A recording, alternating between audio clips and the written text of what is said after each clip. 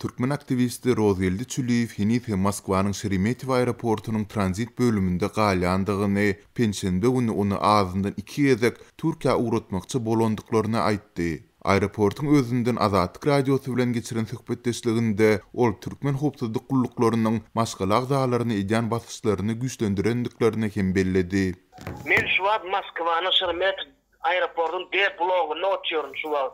Şu samolýotda mindirlen ýerde oturýarym. Men şu wagt çep bolup bara 2 gezek gitdiler. Yarım sagatyň içinde uje Aeroflot kampaniýa geldi. Eger şu wagt gitmeseňiz dedi.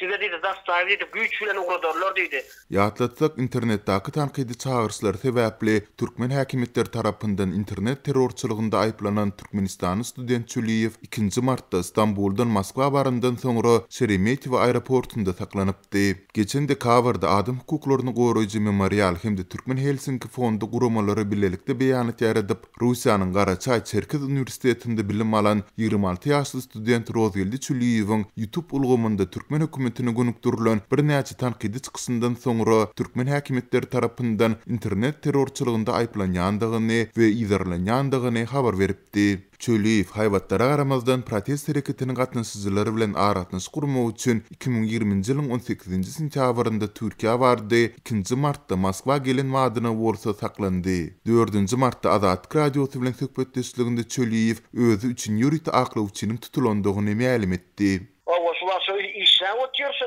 dokumentlerin üstüne. Nefip borda inşallah. Bana şu wagt garaş diýdiler. Şu wagt hiç gelip münime diýdiler.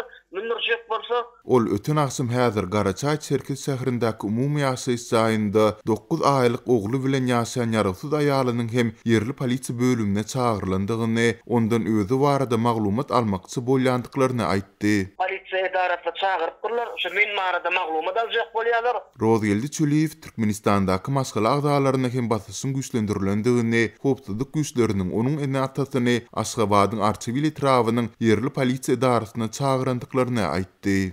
Ejem kakan çağırypdyrlar. Şu участковая gatdaly leksana grajdan eşikli ele bloknotdy.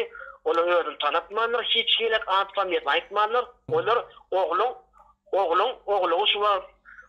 Nefip bolýar kawatyň içinde Türkmenistana getirir diýipdir.